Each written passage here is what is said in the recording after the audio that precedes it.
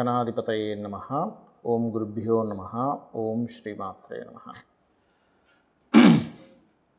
అరుణాం కరుణాతరంగితాక్షీం ధృతపాశాంకుశపుష్పబాణచాపాం అనిమాదిభిరావృతాం మయూకైః అహమిత్యేవ విభావయే భవానీం. శ్రీమాత్రే నమః.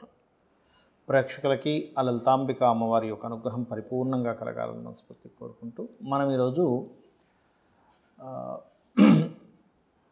ఈ యొక్క 10వ తేదీ ఆగస్టు నుంచి 16వ తేదీ వరకు ఉన్నటువంటి గ్రహస్థితి ఏ విధంగా ఉంది. ముఖ్యంగా చంద్రుడు కుంభరాశి నుంచి మేషరాశి వరకు సంచారం జరుగుతూ ఉంటుంది ఈ వారం మొత్తము కూడా.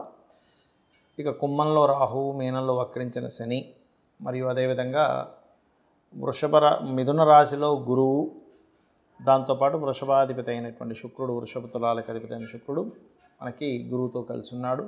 కర్కాటకంలో రవి, బుధులు, సింహంలో కేతువు, కన్యారాశిలో కుజుడున్నాడు. ఈ యొక్క గ్రహస్థితిని అనుసరించి ఈ వారం రోజుల పాటు ఎటువంటి విషయాలు మీకు కలగనున్నాయి, ఏ విషయాల పట్ల జాగ్రత్తగా ఉండాలి, ఎటువంటి పరిహార మార్గం చేసుకోవాలి అనేటువంటి విషయాలు చెప్తుంది నేనైనప్పటికీ కూడా చెప్పిస్తుంది సాక్షాత్ లలిత అమ్మవారిగా భావిస్తూ ఒక్కొక్క రాశి గురించి మనం తెలుసుకుందాం. వృశ్చిక లగ్నము, వృశ్చిక రాశి. వృశ్చికం వారికి కనుక చూసుకున్నట్లయితే ప్రధానంగా ఇక్కడ లగ్నాధిపతి అయినటువంటి కుజుడు లాభస్థానంలో ఉన్నాడు. ఎప్పుడైతే లగ్నాధిపతి లాభస్థానంలో షష్టమాధిపతి కూడా అయ్యాడో కాంపిటీషన్ రిలేటెడ్ వాటిల్లో సక్సెస్ అవ్వడం అనేటువంటిది చాలా స్పష్టంగా చూపిస్తుంది. కాకపోతే మీరు ఈ 10, 11 తేదీల్లో పెద్ద మొత్తంలో ఏదైనా ప్రాపర్టీ కొనుగోలు చేసే విషయంలో, పెద్ద మొత్తంలో ఎవరికైనా మనీ ఇచ్చేటప్పుడు చాలా జాగ్రత్తగా ఉండండి. 12, 13 తేదీలు ఏదైనా నిర్ణయం తీసుకునేటప్పుడు, అందులో ముఖ్యంగా తండ్రి గారి విషయంలోని, బ్యాంక్ ట్రాన్సాక్షన్స్ విషయంలోని, హైయర్ ఎడ్యుకేషన్ విషయంలో నిర్ణయాలు తీసుకునేటప్పుడు కాస్త జాగ్రత్తగా తీసుకోవాలి. ఇక ఫైనాన్షియల్ స్థానాల్ని అంటే 2వ స్థానాన్ని, ధనస్థానాన్ని ఎప్పుడైతే గురు శుక్రులు వీక్షిస్తున్నారో ఇది ఒక మంచి యోగంగా చూపిస్తుంది. అదేవిధంగా మరొక విషయం ఏంటంటే ఇక్కడ గమనించుకున్నట్లయితే ఈ గురు శుక్రుల యొక్క ప్రభావం బాగున్నందుకు ఫైనాన్షియల్గా చాలా బాగుంటుంది. అయితే ఇక్కడ పంచమ స్థానంలో ఉండేటువంటి శుక్రుడు శని వక్రించినందుకు కొద్దిగా కొన్ని నిర్ణయాలు ముందు అనుకున్నది దాని తర్వాత మార్చుకోవడం లాంటివి చూపిస్తున్నాయి. కాకపోతే ఇక్కడ ఏదైనా కానీ వాహనం మీద వెళ్ళేటప్పుడు 10, 11 తేదీలు కొంత జాగ్రత్తగా ఉండాలి. అలాగే కొంత నీటి ప్రదేశాలకు వెళ్ళినప్పుడు, వాహనం మీద వెళ్ళేటప్పుడు, తల్లిగారి ఆరోగ్య విషయంలోని, విద్యా సంబంధించిన విషయంలో, ఏదైనా ఆన్లైన్లో నేర్చుకునేటువంటి అంశాల్లోని మనం సరైన వ్యక్తులకు కనెక్ట్ అవుతున్నామా లేదా అనేటువంటి విషయాల పట్ల మీరు కాస్త జాగ్రత్త వహిస్తూ ఉండాలి. అలాగే ఇష్టపడిన వారిని వివాహం చేసుకోవాలనే ప్రయత్నం మాత్రం మీకు ఖచ్చితంగా ఫలిస్తుంది, అందులో ఎటువంటి సందేహం లేదు. కొద్దిగా ఉద్యోగ సంబంధించిన విషయంలో మార్పులు చూపిస్తున్నాయి. అందులోని మీకు మాత్రమే కాకుండా మీ యొక్క జీవిత భాగస్వామి కూడా ఉద్యోగ మార్పులు బలంగా కనబడుతున్నాయి. కాకపోతే లాభంలో లగ్నాధిపతి ఉన్నందుకు వ్యాపార పరంగా కొంతవరకు అభివృద్ధి కూడా ఉంటుంది, స్ట్రెస్ కూడా ఉంటుంది, రెండూ చూపిస్తున్నాయి.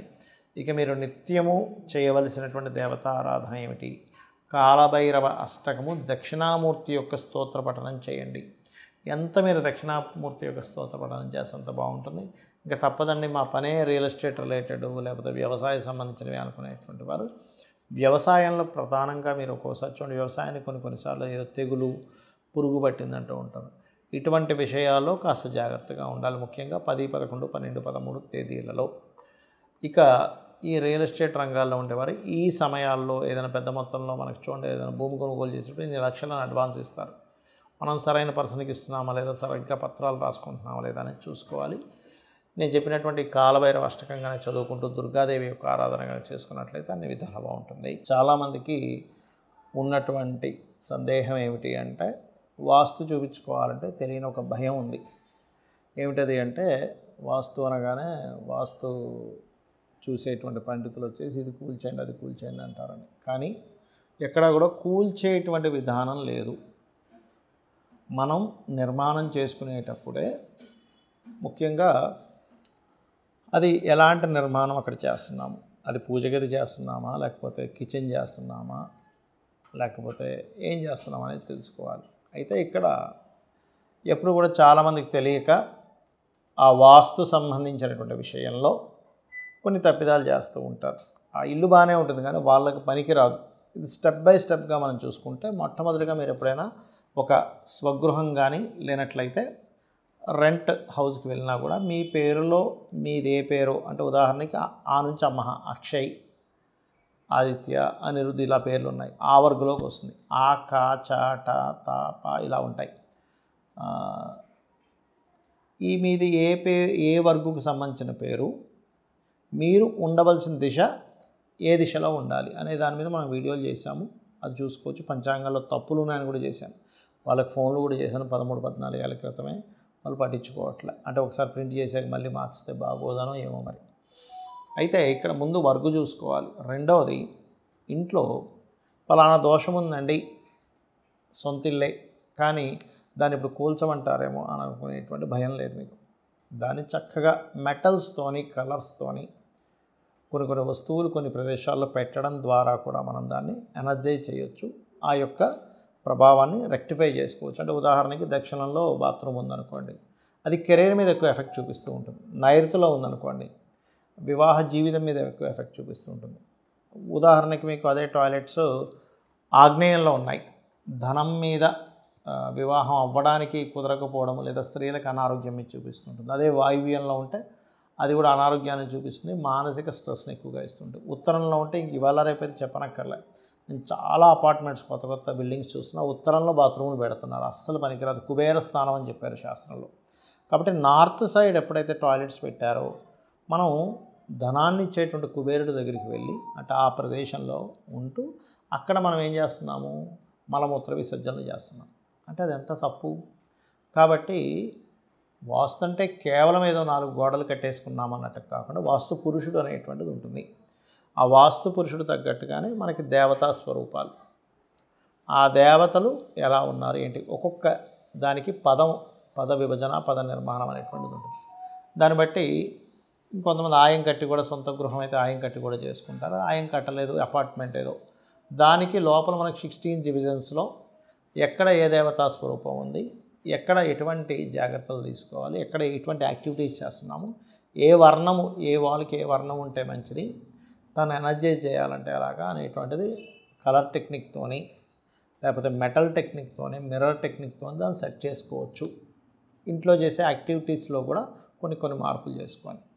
అంతేగాని వాస్తవంగా ఏదో కోల్ చేస్తారు అలా కాదు. ఇది మీరు ముఖ్యంగా గుర్తుపెట్టుకోండి. మరొక విషయం ఏంటంటే, మీరు చాలామంది అడుగుతుంది ఏంటంటే, ఏమంటే వాస్తు ప్రభావం ఎక్కువగా ఉంటుందా, జాతక ప్రభావం ఎక్కువగా ఉంటుందా? జాతక ప్రభావం మొట్టమొదటిగా ఎక్కువగా ఉంటుంది. వాస్తు ప్రభావం దానికి సపోర్ట్ చేస్తూ ఉంటుంది. ఇప్పుడు జాతకం బాగుంది కానీ మంచి వాస్తు ఇంట్లో లేరు, మీకు ఏమవుతుందంటే 1 కోటి రూపాయలు సంపాదిస్తున్నారు అనుకోండి సంవత్సరం మొత్తం కలిపి, మీకు ఏమవుతుంది, ఇక్కడ ఒక 10-20 లక్షలు వేస్ట్ అయిపోతూ ఉంటాయి వాస్తు సరిగ్గా లేకపోతే. లేదా నెలకు ఒక 50,000 తెచ్చుకుంటున్నాడు ఒక వ్యక్తి, వాస్తు సరిగ్గా లేకపోతే 10-15 వేలు వేస్టేజ్ అయిపోతూ ఉంటుంది. అదే వాస్తు బాగుంటే వేస్టేజ్ అనేది జరగదు. అలా కాదు, వాస్తు బాగుంది, జాతకము బాగుంది, అప్పుడు అన్నీ పర్ఫెక్ట్గా, అంటే అనవసరమైన అనారోగ్యాలకు ధనం పెట్టడం ఇట్లాంటివి ఏమీ జరగవు. మనకి జాతకం బాగాలేదు కానీ వాస్తు బాగుంది, అప్పుడు ఏమవుతుందంటే జాతకంలో ఉండే దోషాన్ని తట్టుకునే శక్తి వస్తుంది మంచి వాస్తు ఇంట్లో ఉండడం వల్ల. కాబట్టి ఏంటి, అన్నిటికంటే ముఖ్యం జాతకం. వాస్తు సపోర్టింగ్ అనుకోవాలి. ఆ వాస్తుని మనం వర్గు, మనకి ఏ డైరెక్షన్ పనికి వస్తుంది, ఎక్కడ పదం ఉంది అంటే పదపరంగా ద్వారం ఉందా లేదా, ఈస్ట్ అంటే ఊరికనే ఈస్ట్ అని కాదు, ఈస్ట్లో జయా ఇంద్రాలో ఉందా, లేకపోతే సౌత్లో ఎక్కడుంది, నార్త్ వెస్ట్లో ఎక్కడుంది, నార్త్లో ఎలా ఉందని చూసుకోవాలి. ఇంట్లో రంగులు చూసుకోవాలి, ఇంట్లో ఏ యాక్టివిటీ ఎక్కడ చేస్తున్నామని చూసుకోవాలి. అగ్ని మనకేంటంటే పంచభూతాలు, మనకి భూమి, అగ్ని, వాయువు, జలము, ఈ యొక్క తత్వాలు ఏవైతే ఉంటాయో, అగ్నితత్వము, వాయుతత్వము, భూతత్వము, జలతత్వము, ఆకాశతత్వం, ఈ పంచతత్వాలు ఇన్బ్యాలెన్స్డ్గా ఉన్నాయా, బ్యాలెన్స్డ్గా ఉన్నాయా అనేటువంటి దాన్ని నీట్గా ప్లాన్ వేసి శక్తి చక్రాన్ని అప్లై చేసి ఎక్కడెక్కడ ఏ దేవతా స్వరూపాలని చూసి చెప్పాలి. కానీ ఏదో రఫ్గా ఇది అనుకుంటే అది సరైనటువంటిది కాదు. కాబట్టి ఇవి తెలుసుకొని మీరు మీ యొక్క వాస్తు విషయంలో కానీ జాతక విషయంలో కానీ తెలుసుకొని మీ యొక్క జీవితాన్ని అమ్మవారి అనుగ్రహంతో గొప్ప స్థితికి వెళ్ళాలని మనస్ఫూర్తిగా కోరుకుంటూ శ్రీమాత్రే నమః.